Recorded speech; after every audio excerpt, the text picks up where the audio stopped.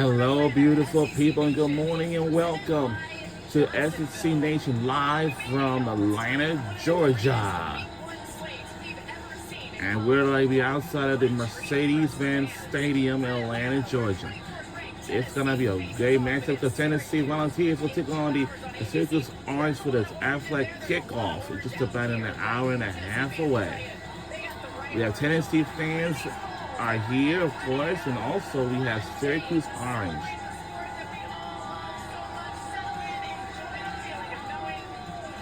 And welcome. We are live outside of Mercedes-Benz Stadium, Atlanta, Georgia.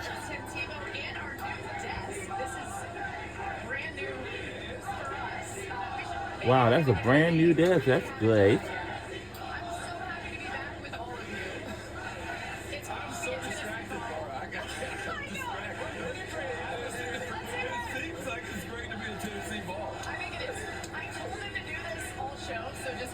Peyton Manning used to attend the University of Tennessee like he used to. Thank you so much. It is just so sweet, such an incredible blessing, and to be honest, how cute! Are you kidding? That is so much better than a game, and I love that she actually loves hearing my voice and I can sing to her like in that, and she just smiles. It's a good thing she got all of her looks from Demi. Oh, there is no doubt. I am so grateful. Every now and then someone will be like, oh, she looks like you. I'm like, no, she doesn't. She looks like my wife. I agree. Yes. And Demi is beautiful. Not to be outdone, though. There we go. Brian Yeah. Rogers and JoJo are pregnant. You should have timed this up better. Thank you, appreciate it.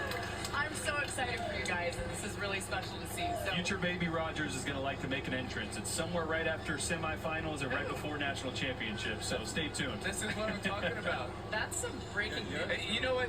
Depending if it's a boy or girl, you never know. They could be good friends, or we could even. Oh, Alright, too bad. Already. all Totally right. kidding. Totally kidding. Tim, really fast before we get to the rest of the day, what does this day mean to the SEC potentially as far as a statement they could make? I think it's a massive weekend, one of the biggest in the last few years, because the SEC, it's 2 years in a row, you ain't won the Natty, and when you don't, that's the bar for the SEC. It's not just, hey, we need to be good or we need to compete. It is national championships, and we have done that for decades, and now we have fallen off. But the SEC has a chance to make a statement, specifically against the ACC, but also with Texas against Ohio State. Yep. This is an opportunity for the SEC to say, we're not just here, but we're dominant. We are the conference in college football. You saw what's coming up on the show. We are going inside in just a little bit. We'll bring you all the live warm-ups ahead of this game, plus footage from Texas and Ohio State. So keep it right here for all of that. And how about this? According to the All-State Playoff Predictor, the SEC holds the top 3 spots for the national championship in percentages this season. Texas, of course, leading with a 25% chance. As you see, Steve Sarkisian, Ryan Day there. This game coming your way at noon, so about 2 hours from kickoff of a game that I don't know if we can even put into context, Paul, how important, how crucial, how massive this game is. What do you think it means? It is the biggest opening game I think we have ever had, and there are a lot of reasons for it, but the main reason is Arch Manning. I've said it, so I'll say it again. He's the best player we have seen from every aspect since Tim Tebow. Maybe not, he has not proven it yet, but in terms of magic and majesty and buzz, that's where we are. People are going to be watching this game today who would never normally watch a college football game. I love the adjectives. Magic and majesty. We're just playing a game. But he has had a lot of hype, and he's had it his whole life. And what I love about Arch is people have praised him for so long, but he has praised his teammates. Yeah. His humility and his willingness to handle the pressure in a humble way where it hasn't been about him, it's been about the team. I think it's an incredible job of parenting and loving on him, and he's represented his family in such a great way. And I love what Paul said there at the end. He said, we haven't necessarily seen it yet, right? So right now, it's a lot of hype. I'm looking forward to see what happens when the whistle blows in that first quarter, because this is a revenge game for Ohio State and Jeremiah Smith, the best player in the entire country. put up a goose egg almost the last time these two teams met. So a lot of hype, a lot of anticipation for Arch Manning. A lot to see this young quarterback, Julian Sayin, as well, with one of the best players in all of college football in Jeremiah Smith, who, as I mentioned, 1 reception for 3 yards in the college football playoff last time these two teams met. That won't happen again. No Jahdae Barron, no Andrew Makumba. This is a different football team, 2 different football teams. A lot of question marks. I'm pumped to see it. And Ron, when it comes to what Arch Manning can do with this Texas offense, it's a different Ohio State defense, too. That Ohio State defense was why they won the national championship last year. Matt Patricia, now the defensive coordinator. What do you expect out of that side of the ball for the Buckeyes? Well, not only that, Laura, but they also lost 8 guys to the NFL off the defense alone. So this is going to look different. Matt Patricia, we know how good he is as a coordinator in the NFL, but it's a college game. When you're coaching against college, you got to worry about formations, a lot more formations, RPOs, things that you don't get in the NFL, you have to worry about, especially knowing that Texas, with more of an athletic quarterback, will do different things. Steve Sarkisian is an excellent play caller. He understands timing. It is a skill. He has all of those qualities. And I'd love to see what Texas is going to bring. Texas has to handle the moment. If they handle the moment, the ebbs, the flows, the ups, the downs, they will be able to handle Columbus and be able to walk away very victorious and let the SEC know we are still the dominant conference. This is a big game for all of us to look at and say this is our measuring stick. One of the things that I get really excited about is the mind of Steve Sark going up against Matt Patricia. Matt Patricia has been one of the best minds in the NFL for a really long time, and now he gets to go up against one of the best offensive minds in college football, and I can't wait because I think it's going to go back and forth, but really probably what's most important is the adjustments that they make after they see what the other is doing. I can't wait to see how they adjust. Yeah, Ohio State's won 25 season openers. This one's a little different, though. And by the way, later on, Jordan has a breakdown over on our big screen over there talking about good and bad Arch Manning, some things to look out for that really matter. But it's time to look at some extraordinary games to focus on with this week's Saturday slate brought to you by Regions Bank. Tim. What about Marshall versus Georgia? I think Georgia's one of the teams that nobody is talking about, and they should. I know they're ranked 5th, but no one's hyping them up. And Tennessee can boo, but guess what? Tennessee, we can't keep showing 1998 highlights, all right? Because Georgia, they've got a lot more titles since then. And guess what? We need to give some respect to Gunnar Stockton. I can't wait to see how he plays this year. This is a massive one. Alabama at Florida State. Thomas Castellanos had some choice words for Alabama without Nick Saban, but this is Kalen DeBoer proving that he is a guy that can take this team to the college football playoff. He got his offensive coordinator, Ryan Grubb, back. He's got a 5-star quarterback in Ty Simpson that's unproven, but so talented and one of the best players in all of college football in Ryan Williams. Alabama's playoff run starts today. Illinois State at Oklahoma. Brett Venables understands how important this season is. So what did he do? He went and got John Mateer and the offensive coordinator, Ben Arbuckle, from Washington State. This is what everybody's looking forward to seeing. How explosive is this offense? How great is this quarterback going to be in SEC versus better competition? We get to see it today for the first time. UTSA and Texas A&M, Mike Elko's second season, and UTSA is a very good program, and Marcel Reed's going to be the key to this game for A&M. A&M is a sneaky team. I think they have a shot at getting to the playoff. It'd be interesting if they make a run, but not many people are talking about it. They're the 19th ranked team in the country. 10. What about the most hype game of the weekend? Long Island University. Not just known for their ice team. To play the Gators. But I tell you this, I am excited about the Gators this year. A really good offensive line, some big recruits at receiver, getting their best receiver back, and then DJ Lagway. Not just the player, but the person and the leader that he is. I think this is one of the most hyped Gator teams in the last 5 or 6 years. This is the battle of the Tigers. In Death Valley, another top 10 banger for today. I can't wait to see this game. Brian Kelly's put so much into this. And will LSU show up versus Clemson, who has all the hype of the ACC and everybody depend on them to carry that conference? This will be the game of the night. Well, Georgia State upset my Vandy Commodores last year. Don't overlook them. They roll into Oxford against Lane Kiffin in a completely new-look Ole Miss team led by Austin Simmons. A guy that you're going to want to know. He is a star in the making and got a lot of talent and put it around him. DeJon Stribling from Oklahoma State. One of those Harrison Wallace from Penn State. Some targets on the outside. Ole Miss has some talent, folks. And here in Atlanta, 24th ranked Tennessee takes on Syracuse at noon. The Vols, 13.5-point favorites. Joey Aguilar making his debut with Tennessee. Since opening in 2017, SEC teams 6-0 against ACC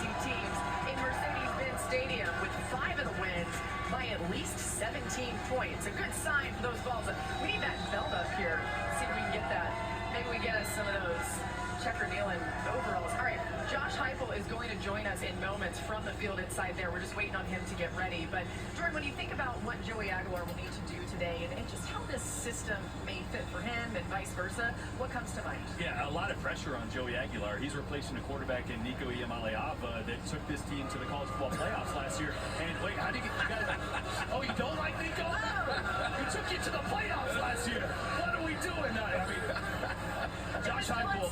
Yeah, Josh Heupel, I think, made the right move in not renegotiating with this quarterback, bringing in a guy like Joey Aguilar, who was at UCLA, but came from App State. He's a different type of quarterback. I'm going to do a breakdown on it later in the show to talk about the differences, especially in arm talent, but he's got a lot of moxie, throws the deep ball really, really well. But this is still an offense, replacing Dylan Sampson with Deshaun Bishop and Peyton Lewis, that needs to run the ball first to help their quarterback. I expect they're going to be able to do that. Josh is always able to get it done there. And I think it is paramount that Tennessee does not overlook Syracuse. Yeah. This is a Syracuse team that was very dynamic offensively last year.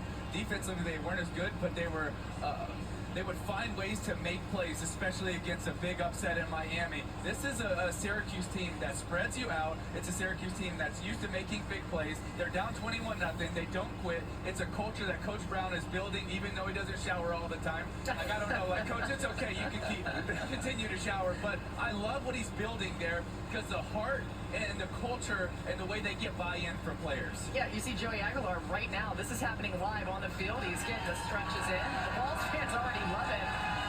Rome, if you're the Syracuse defense, what do you try to do early on to try to affect this Tennessee team potentially and the speed that they want to play with? I want to load the box up and take away this run game early, exactly what Jordan's saying. I want to make Joey Aguilar beat me. Look, he has had fumble problems in the pocket. He has thrown the ball to the other team quite a few times. And so expect the expected, which is when he throws the ball, he's going to throw it to us. Let's make sure we catch it. But I want to make Tennessee pick the ball up. If you allow Tennessee just to run the football, that's what they want to do, then they play on their terms. And so if you have any type of a chance, you got to make Tennessee one-dimensional and throw the football. Led the FBS in interceptions, bunch of new pieces at receiver. They lost their top three, so that's a great point. I mean, they only have two. They only have two players that have more than 100 yards receiving. Yeah. So Returning, right? Yeah.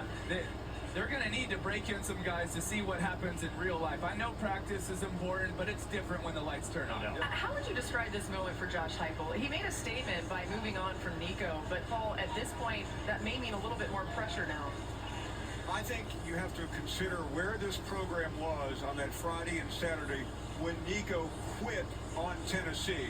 How did Josh Heupel handle it? He handled it brilliantly. Yes. He said, "Get good riddance. We'll find somebody else." And that's when he went and got Joey Aguilar. It was a great move for him. And I think these fans here appreciate loyalty. That's why they are called the Tennessee Volunteers. Oh, I love that. All right, on that note, let's bring in Josh Heupel, the head coach of the Tennessee Volunteers. Coach, thanks so much for joining us here just a couple hours ahead of this game. And let's begin with your quarterback, Joey Aguilar, who we just saw out there on the field. How would you describe his personality, his readiness for the moment that is today? Yeah, super confident who he is, person and as a player. He's a great teammate from the time that he got here. Did a great job building relationships, getting to know our guys. And through the journey of learning us, getting on the field, has become an infectious leader for us as well. Coach, we were just talking about the receiver group. Obviously lost a lot of household names from the team last year. Chris Brazzell, Mike Matthews, a couple of names that these fans are familiar with. What do you expect from that group today with their new quarterback? On to the next level, you got guys that come in and got to take advantage of the opportunity. We got 8 months of work with these guys. I love the traits. I love their competitiveness, the ability to make plays. For some of those guys, today will be the first time that they're seeing the bulk of the college football.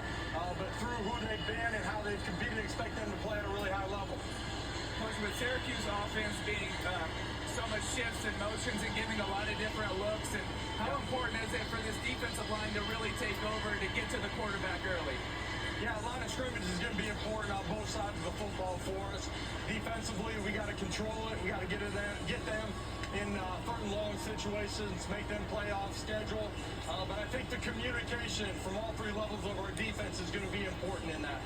Coach Heupel, we were just talking about the spring and all the changes at quarterback. Could you put into perspective this moment for you and for the program, because it's overcome a great deal, and the fans behind us here and behind you when this game starts in a few minutes really appreciate how you handled it. But it was a collective movement for the program. Describe this moment for you and the program. For us, we got an elite group of guys inside of that locker room. Got great leadership in all three phases, all position groups. It's a really connected group. Game ones, there's a lot of unknowns from what you're going to see on the other side of the line of scrimmage to our guys going out and competing. I'm really excited about going and playing ball with these guys. I love it. Coach, you got a little sparkle in your eye. We can't wait to see it in an hour and 49 minutes and some seconds there. Again, appreciate you joining us here. Appreciate us all working through a little audio issues there. We still got to hear what Coach had to say. So how about this? There are plenty of other games around the SEC as we continue through week one. Mississippi State traveling to Southern Miss. That game on ESPN at noon Eastern. A report from there coming. Toledo heads to Kentucky for a 12:45 Eastern kickoff right here on the SEC Network. Alabama A&M visiting Arkansas. That game on the SEC Network at 4:25. And Charleston Southern going to Vanderbilt for 7 Eastern kick on ESPN Plus. 2 games already happened. Let's start with Missouri. Jordan, they put on a big show in their opener on Thursday. I think there was a lot of question marks around Bo Pribula, the transfer from Penn State. Hadn't really seen him throw the football at all in that offense. Last year was used as a runner. He lit it up, man. There was a quarterback competition. Sam Horn got injured early. There's no quarterback controversy now in Columbia. Bo Pribula made a statement both on the ground and through the air for Missouri. He really did in a lot of different ways. With the deep ball, with accuracy, and on the move, I was very impressed. How about the Auburn Tigers, Rome? Big win for Auburn. The fans can finally quiet the noise. Great job for Hugh Freeze. Understanding, like, hey, they need to get 8 wins. They had to get that one last night on the road. Big win, big statement win for Auburn. This is really the biggest win Hugh Freeze has had since he beat Nick Saban for the second time. I think it quiets everyone down. It's been a very anxious offseason. With this program now, you can start thinking maybe they can get at least within reaching distance of the playoffs. Yeah, Jackson Arnold looked good. Yeah. Sam, more on that coming up, but also on Nation. The Crimson Tide rolls into Tallahassee with plenty to prove in year 2 under DeBoer. How will his new quarterback and OC fare on the road in week 1? And later, Lee Corso will make his final headgear pick, capping off an unforgettable career with College Game Day. We will show that live here on SEC Nation. You don't have to tune out. We're bringing it to you. Next, Garrett Nussmeier at number 9 LSU with a massive opener at 4th-ranked Clemson. Can they stop the streak of opening game losses? That's next.